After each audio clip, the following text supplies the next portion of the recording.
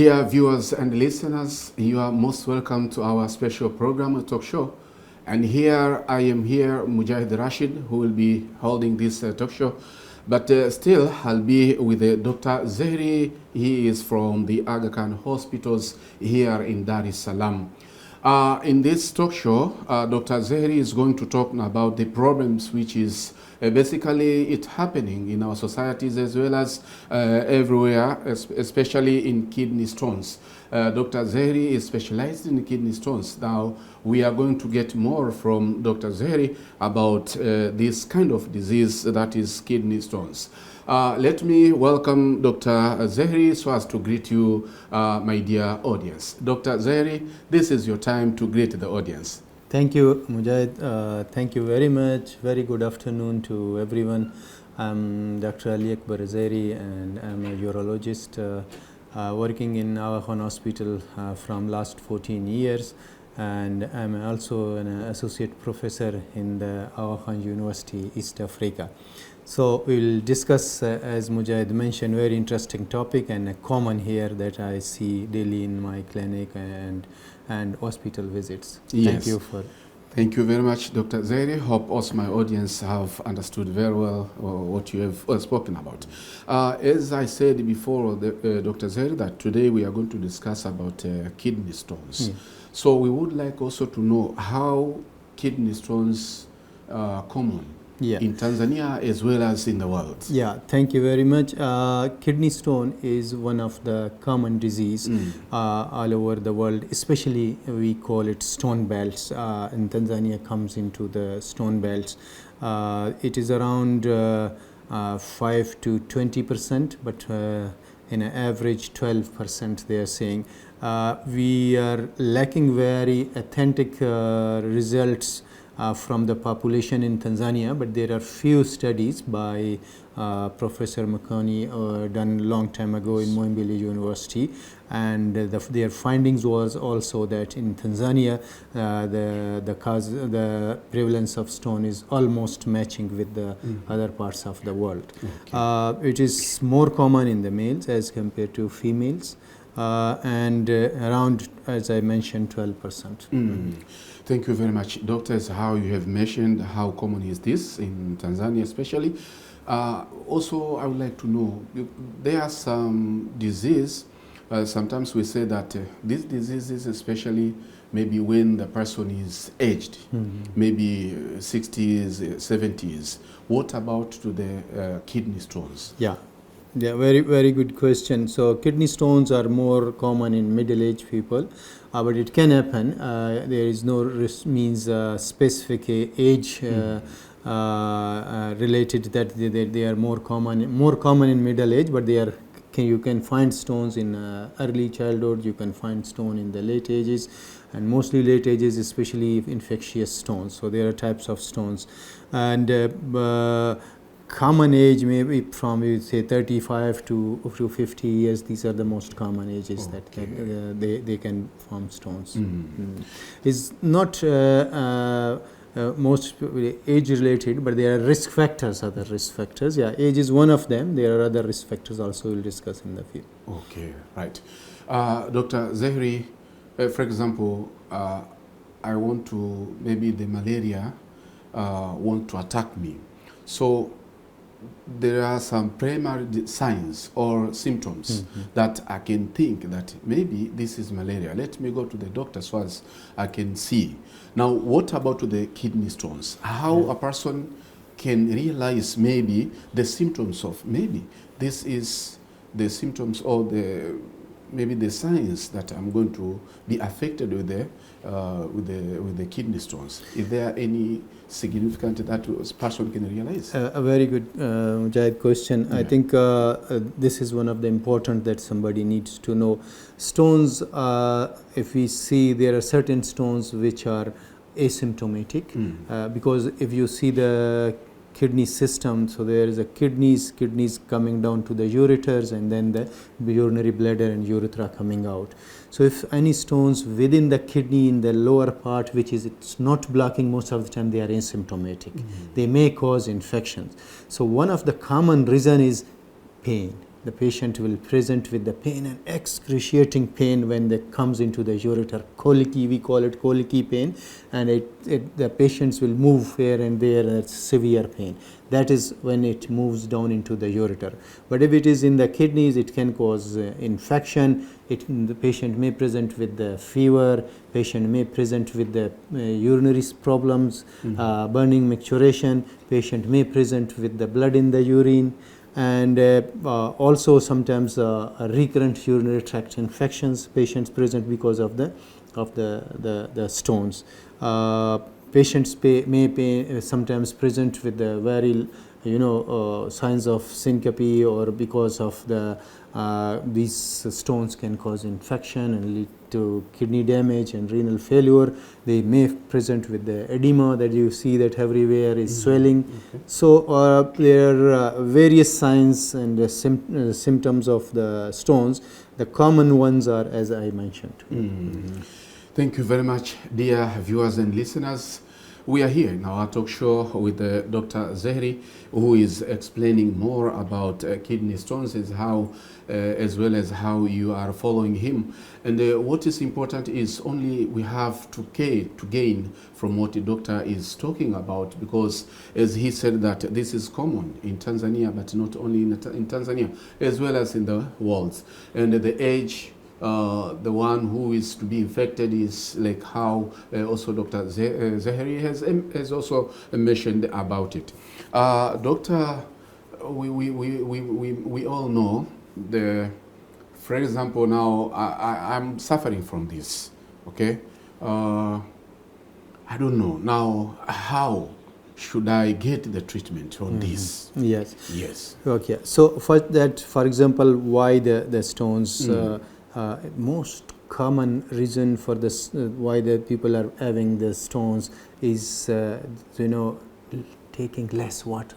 Okay. One of the main reason is dehydration. People are not taking good water intake, especially hot weathers, and they are dehydrated, so that they form stones. Basically, what are stones? Stones are chemicals, and our body normally releases chemicals through the urine, and when these chemicals, the urine formation is less, so these chemical concentration become more, and they join each other and form a stone. And then other chemicals keep on coming and joining them and making a stone. So dehydration is one of the most common reason. And the other is the genetic. People are having stones in the families. They are prone to have families. Certain metabolic problems that in the blood, we have one of the chemical is called calcium and oxalate. Their lack or in more in the body, or they're more excreted in the urine. We have a gland in the neck is called parathyroid hormone. If there is a problem with the parathyroid, the people may have stones, and they're taking more meat and sometimes the uric acid stones. So that is also our lifestyle. So that can also leads to stone formation, and taking too much chocolates. And one of the most common stones are calcium oxalate stones, 70-75%, and the chocolates are rich in oxalate. So taking spinach or nuts, this can be a risk factor for taking too much calcium in dairy products, right? That can also be a reason for the stone. Certain medications that can also lead to stone formation. Any obstruction blockages because of in the urinary system, and that leads to stasis. Even old age people, they have a prostate. Because of the prostate, they are not able to finish all the urine, and there is an infection and leads to stone formation also into. So multiple factors that the most common ones that I explained. So doctor, you have mentioned that some of the reasons is due to our lifestyle. Like you said that taking much chocolates and this. Now let me know that when we compare with a lifestyle, town lifestyle with the rural lifestyle, the village lifestyle, it's quite different. So you want to tell me that those people in town, they are in much risky to get this kind of disease rather than those who are in the village.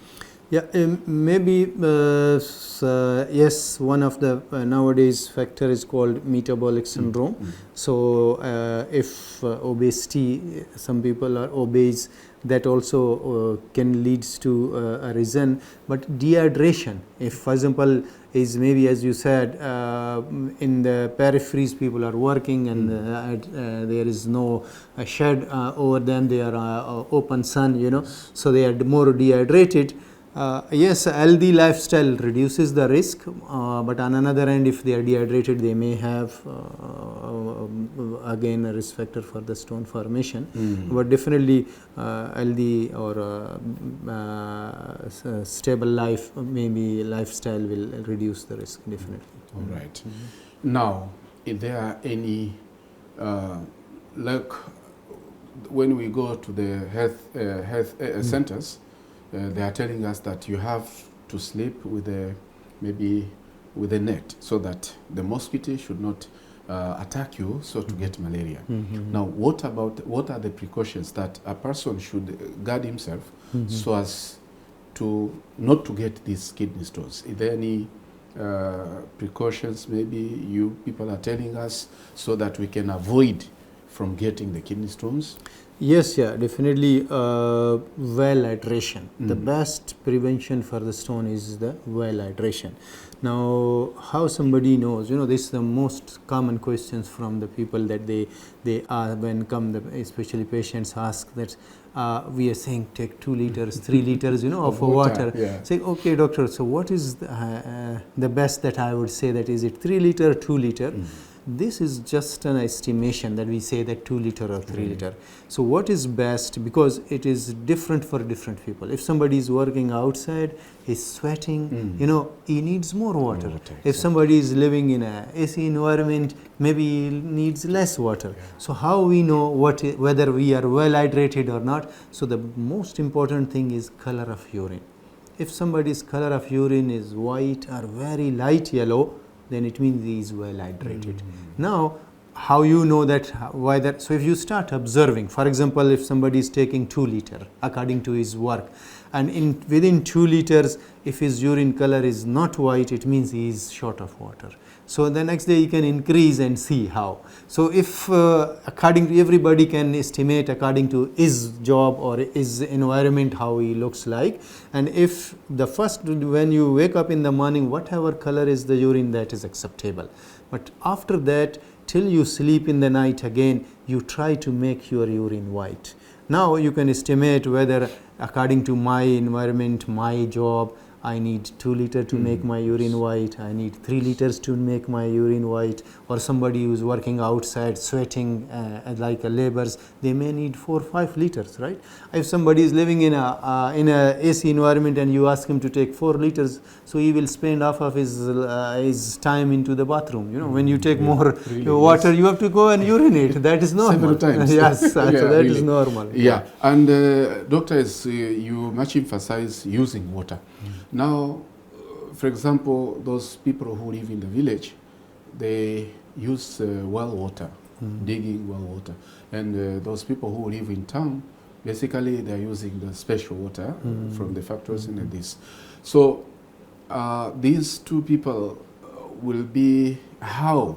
Maybe if I use the prepared water, is there any risky? Sometimes people will say that, you see, when you use this prepared water or factory water, you will increase your disease. You better use local water from the well. But sometimes you'll be told that once you use local water, also it's more dangerous. Now people are in the dilemma. Yeah, you're right. You know, if for example any water, because this is depends on the minerals in the water. If water contains more minerals, then that maybe increase the risk of, as I was mentioning, in the types of the stones. There are calcium, oxalate, cysteine, and uric acid type of stones. So if water concentration is more in the mineral areas, if for example, if even in the villages, if some areas they from the mountains come, they may have more minerals into the water, so they may be. But usually, if you make your urine white, that doesn't matter you much. So good water intake will clear up. You know, the God has given us a very good system in the body, and there are certain inhibitory factors in the kidney. If these minerals are coming released, they immediately join with them and allow them to go into the urine. If the concentration is too much that your preventive mechanism is already saturated, then you start making the stones. Or sometimes, you know, as I was mentioning, metabolic problems, that your own that protective mechanism is deficient, then you are more prone. So good hydration usually prevent or reduce the risk of stones. I asked you about the treatment, but I think so this question was very early to ask you, because before that I had so many questions to ask you, doctor. Before we go to the treatment of the kidney stones, I would like to know, for example, I've already got the treatment. Well, very nice. Is there any possible for me to get again, or once I be treated, then it's over? No. You know, stone disease is a very recurrent disease. If somebody has a stone first time and you treat that and is now stone free, recommended is that you need to do is stone analysis, whatever is the stone type, right? And then explain the dietary preventions according to that, so that you can reduce that. Otherwise, 26 to almost 35% if somebody is first time stone farmer, that he may have a recurrence. But if somebody is a second time stone farmer, he may have a 50 to 70% chances in coming 5 years he will develop stone. So stone disease is very recurrent disease. So preventions are very important. Now, in preventions, and due to our lifestyle is how we live, you see, doctor, there are some people without eating chocolate, they cannot understand their life, especially our young. They use much chocolates, they use much this kind of food, and it's a risk also for them, as how we explained it. Now, we want to prevent. What technique is maybe we can use so as to stop our children not to use or not to love or not to like much chocolates, as these are one among of the causes. Later on, maybe it will cause the kidney stones. So I think it's not that we should say that you don't take chocolates. You can take normal, but everything in excess is not good.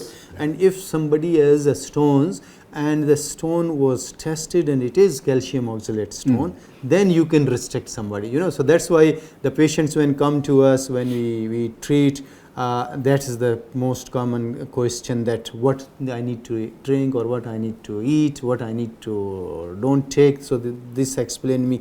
So mostly if you look into the evidence based, is that you need to test the stone. Without knowing, for example, on the other investigations, we may have some suspicious that this may be at this group of the stones, but exactly you know when you test it. And nowadays we have a very good systems that we can test the stone and know what type of stone is. Is it a single type of stone? Sometimes there are mixed stones, more than one chemicals are there, you know. So like a calcium oxalate, calcium phosphate, and there are uric acid, there are mixed infectious stones, there are cystine stones. So if we know it, then we can be more precise. That if somebody has a calcium oxalate stone, then you can say, oh, you have a calcium oxalate stone, now you need to reduce chocolate, you know, you need to reduce, you know, one of the important is black tea, black coffee, that's a rich source of oxalate. So if you take the tea with the milk, you are combining oxalate with the calcium, it released into the feces and it doesn't cause stones. If you take the only milk, the calcium will absorb, or only take the black tea, the oxalate will absorb. So in those people, if they have a calcium oxalate stone, they should take tea with milk, not black tea or black coffee. Coffee with milk. that is more protective. If you use it alone, that everything will be absorbed. So best, I think, to stop somebody's or reduce dietary prevention is, if you know the type, that is the best. Then you can reduce. Otherwise, general prevention is to take good water intake, and that's the most important prevention. All right. Thank you very much, Doctor, for more explanations. Recently, you have advised that people with a stone, with the kid's stone, they should take tea with milk. Right. Now, what extra? For example, people with diabetes, the doctors will tell them, will give them the conditions. You don't have to take this kind of food, take this kind of food. What about those people who are infected with the kidney stones? Is there any conditions, maybe in case of they don't have to do this, they don't have to during their maybe medical systems, or during their medical stages? What are the conditions that they should not do so as not to affect the treatment? Yeah, so for example, the treatments depends what treatments we are giving, right? Okay. Yeah, if somebody has a stones, if we are discussing the treatment, so the stones treatments or depends that there are certain stones that we may just follow them. They are very small, they are not causing pain, and doing a procedure to remove them, maybe it cause more problem, and we say that okay, take a good water intake and we will observe that. But stones, there are no medication that we can give and dissolve the stones. There are medications only for uric acid stone, one of the type that sometimes that we give and they may dissolve, but mostly and that is only 4-5% of the stone. So it means that 96% of the stones we have to treat them. Right? Now the treatment depends on the site and size of the stone. Now if somebody has a stone in the kidney and it is a small stone, we again further categorize whether it is less than a centimeter stone or it's more than a centimeter stone. And in a small stones, 1 centimeter in upper part of the kidney, sometimes we give from outside shock waves, that's called extracorporeal shock wave lithotripsy. But most of the stones are being nowadays treated with the endoscopic treatments, that as is the technology advances, now we go through the normal urinary passage into the kidney without any cut. Before, it was used to be a big cut for the kidney stone removal, but nowadays we almost 2 centimeter, 2.5 centimeter stones, we can go through the normal urinary passage and make it powder with the laser, and these treatments are now available even here in Tanzania, and we are doing it in the Aga Khan Hospital, Dar es Salaam, that we have the laser machine and we have the flexible URS so that we can treat the even kidney stones. And if the stones are very big stones, and those big stones, then sometimes we may puncture from outside. It is still with camera, but you have to make a puncture from outside into the kidney, and then you can remove it in the pieces, and that's called percutaneous nephrolithotomy. Nowadays, the open surgery, before was used to be that the treatment now is almost obsolete. If is a big stone, you think that during this percutaneous removal is also not possible. Nowadays we have laparoscopic, or even robotic, that you can go with the laparoscope, you can go with the robot, and still it is less invasive as compared to the open surgery, that you can remove the stones. So this that I mentioned about the kidney stones. If you come down, because the kidney and then there is a ureter bringing the urine to the bladder.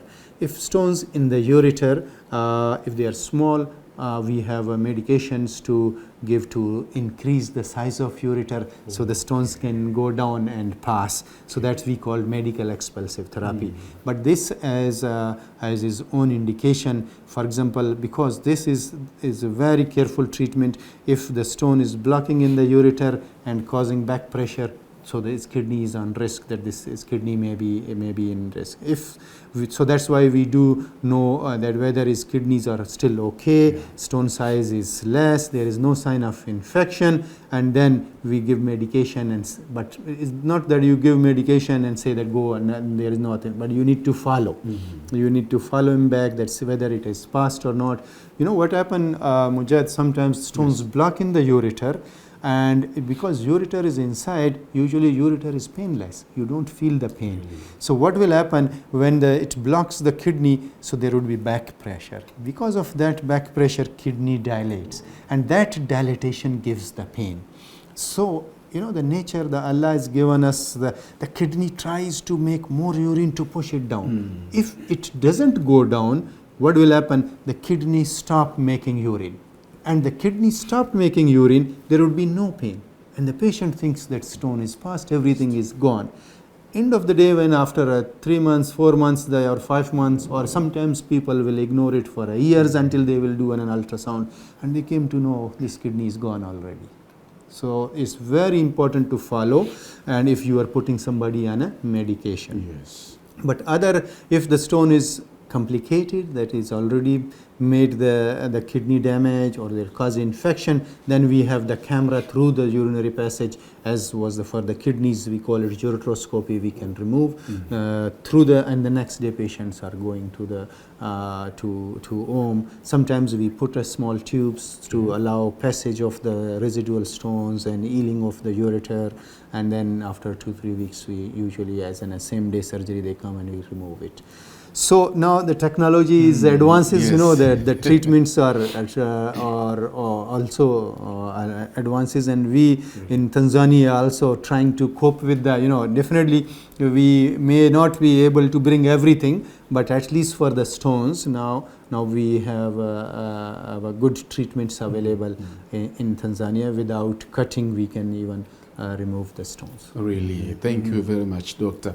As you said that the technology is now very high, and the inventions of different kind of treatment without, as you said, big cutting is there. But I think so this is also the time for you, Dr. Zehri.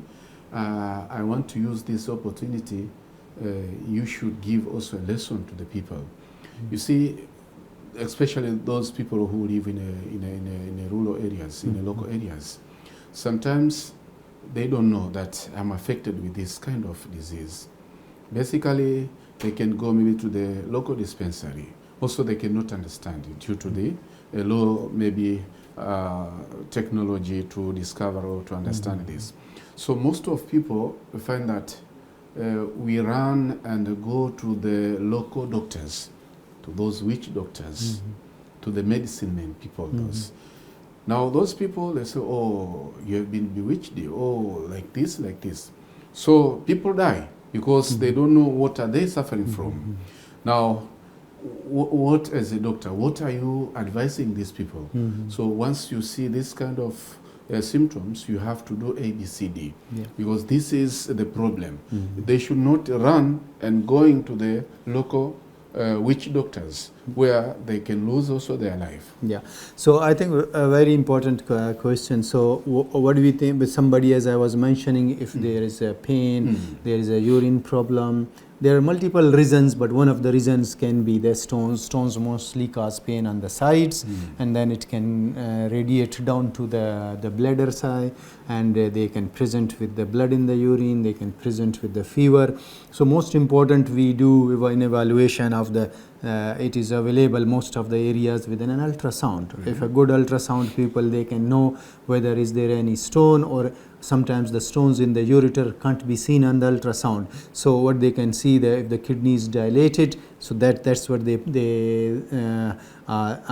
know that yes, there is something blocking, and they ask the patient to go and look for the further treatment. And second, urine test. You know, in the urine test for the stones, we may see blood in the urine. Not only that we see it, but sometimes we can see it on the microscope, right? If the stones are there, always they give blood in the urine. So one of the common reason for blood in the urine is stones, so that you will find that yes. And the kidney function test that we will do, and we'll know that whether the kidneys are okay, or because of this blockage the kidneys are being damaged. So that will raise or emphasize that this patient needs early treatment, urgent treatments to save. And you brought this very nice question. One of the common reason, especially in youngs, for the kidney failure is stones. And people are having the stones, it's causing infection, eating their kidney, and they don't know. And the end of the day, when they came to know, it's already kidney is gone. So I think evaluation with the basics, the ultrasound, urine test, blood test, and if they see something that needs to be treated, we sometimes a lot of people ignore that it's not causing any problem, it may pass. But you need to have a follow up and see that yes, it is either passed or not, so that avoid any damage to the kidney. Thank you very much. Yes, dear viewers, as how Dr. Zehri is advising us that once you find these kind of symptoms, maybe of kidney stones, you should not run and see maybe the other witch doctors, whereby you can lose even your life. The doctors are there and the hospitals are there, especially Dr. Zehri from the Aga Khan hospitals. The treatment is there, so we should not ignore this kind of disease, as it is very, very dangerous, and it may also cause our life to be in danger or in problems. Doctor, hope so, as you said, that the kidney stones is in a grade. We have small, maybe in size or like this. So from the beginning, maybe I don't know that I have this, but this is a primary stage. I don't recognize. Now, how will I be affected more? Maybe if I ignore it for how long? It will be maybe very big problem if I did not understand when it was young. Yes, for how long now it will be a grown big problem. Yeah, so the stones, when, for example, somebody has been diagnosed that he has a stone, so what will happen with that stone? Either it will increase in size, or it will pass down into the ureter. Sometimes the small stones, they pass easily and we don't feel it. And sometimes they little cause blockage, you little feel pain, took a painkiller. Most of everybody's habit is that very rarely people on a first time developed a pain and immediately rush to the doctor until it's severe. But the little pains we are used to, everybody's used to take a Panadol or to reduce the pain. So sometimes they little cause pain and pass. But if they stuck, then definitely it's a severe pain that need to be diagnosed. But stones in the kidneys, they usually stay there. They don't cause any pain, especially in the lower part, and they slowly increase in size. 2 to 3 millimeter per year, they are saying that the size is increasing. But one of the factor, as you rightly mentioned, that sometimes we don't know what is the stage, especially big stones. We call it Stegan stone. Stegan stone is a stone which has a horns, that it's almost fill the kidney. And the bad part of this stone is that these stones are painless. The patient doesn't feel pain. They sometimes can cause infection, but inside these are damaging the kidney. And these sometimes, by the time that you came to know, it's already damaged the kidneys. So evaluation, nowadays is that ultrasound is available everywhere. So ultrasound can pick most of the stones. However, it's not 100% sensitive. CT scan is more better, but definitely in a country like we are living, that CT scan can't be available everywhere in the. But ultrasound at least is there. If any signs that we are discussing somebody has, so can be benefit to at least to see the doctor and do an ultrasound. And mostly people are picking, sometimes, for example, you had the stomach problem and you went and doctor did the ultrasound, oh, you have a stone in the kidney. And that's how people even diagnose. So we call it that incidental finding, means that he was gone for something else and some found to have something else. So these are the things that we can pick up stones. And still now this, as I was mentioning, the big stones is gone from the West, because they are doing evaluation. Their doctors even not seeing this type of big stones. and even nowadays their doctors are coming toward our areas, especially in Asia, to come and see these big stones and treat how to treat them. So but here we still see big stones because they sometimes doesn't cause pain and keep on, and people are not doing evaluation to find it, and by the time that they found it, it's already damaging. Now, doctor, due to the treatment now, do we get the treatment of kidney stones everywhere in Tanzania, or we have special areas? For example, Aga Khan, we know that you have this kind of treatment. What about the other areas in Tanzania? Yeah, I think we have now there are a lot of urologists coming up in the Tanzania also, and there is a program of urology is going on in the Muhimbili, and where they in Muhimbili also they are using good number of instruments to remove these stones. As far as the laser is concerned, that laser maybe not in most of the centers, possibly may not be available, but in Aga Khan we have the laser and especially flexible scope to go into the kidneys.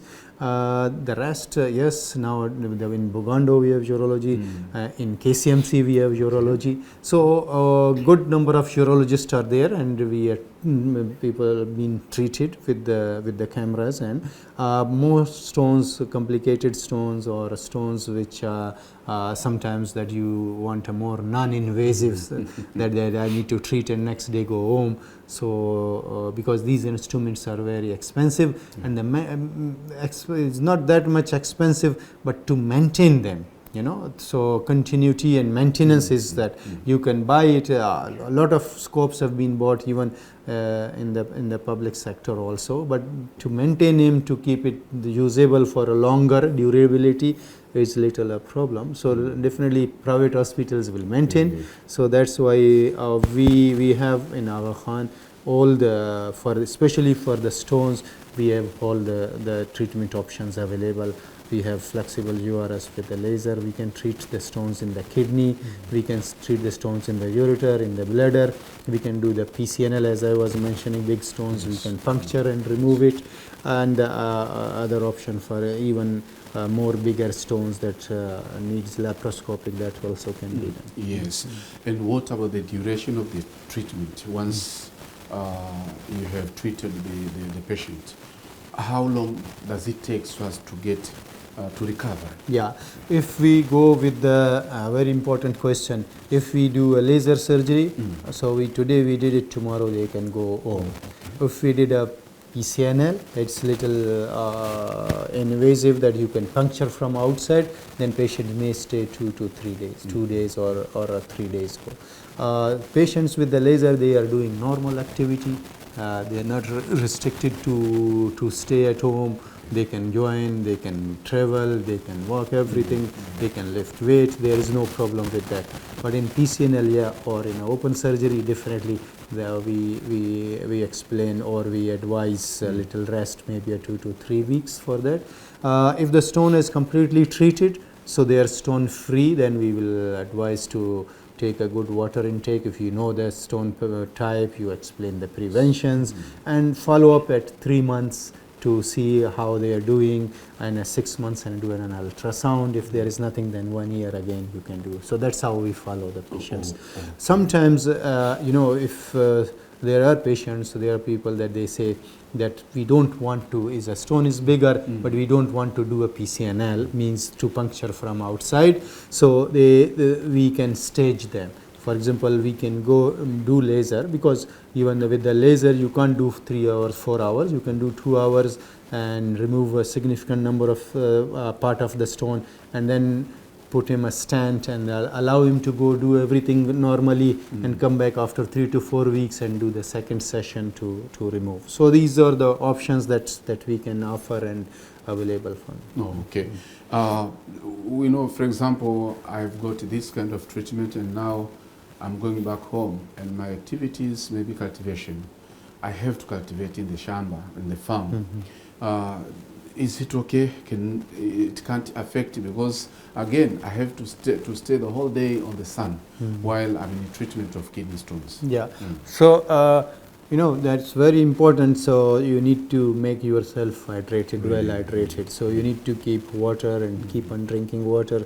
Definitely, if you are working and you are sweating and you become dehydrated, the risk, because as you have been a stone farmer, you have been treated for the stone, so the risk is more as compared to a normal person if doing. So precautions are more that you need to take good water intake, avoid dehydration.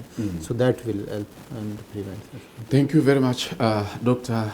We left very few minutes to leave each other here, but it will be very important for you, Doctor, before we leave each other, to give an advice to my audience, what they have to do, what they don't have to do, so that, and as you said, that this is very common in Tanzania.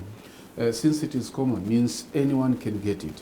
So we don't want to get, and nobody wants to get this. So what you have to do and this and that, so that to avoid from So this. I think very important, and the message is that take good water intake, stay away from the doctor, right? So that is an important Really? quote. Really? So I think we sometimes forget to drink water. So in stone disease is the most important to drink water, and do evaluations every if you are an adult, once in a year to an ultrasound, to find out is there something, sometimes small stones, and then you know that you have it, and you can go for the treatment. If somebody has a stone, then definitely if he knows the type, so those dietary preventions are very important for them. So for generally, I would recommend everyone that you need to drink good water intake and try to observe your urine color. If your urine color is white, it means you are well hydrated. So there is no need of, if your urine color is white with the 2 liter, no need of taking 3 liter, right? Yes. Or if your urine color even is white with 1.5, there is no need, right? So that's how, that means that the God has made a very good system. Kidney is a sensor that sense the fluid part in our body. If the fluid is less in our body, we are losing from somewhere else, like a loose motion, vomitings, kidneys reduces the urine formation, so keep the fluid more up. Or if we take, a lot of people take 1 liter in one go. If our body is used to pump, the heart is pumped 5 liters per minute, now you took another liter, so the burden is already on the, so the kidney senses it that the fluid is more in the body and start making more urine, and then that's how you are urinating more. So I think keeping yourself well hydrated, keep a follow-up of your urine. If it is white, you are well hydrated, and you are well hydrated, very little risk of that you may have a stone, right? So, and even the infection, keeping yourself well hydrated is a sign of a good, lifestyle. So that even prevent other diseases also. That's it. Thank you very much, Doctor. I think so. Our time is also gone.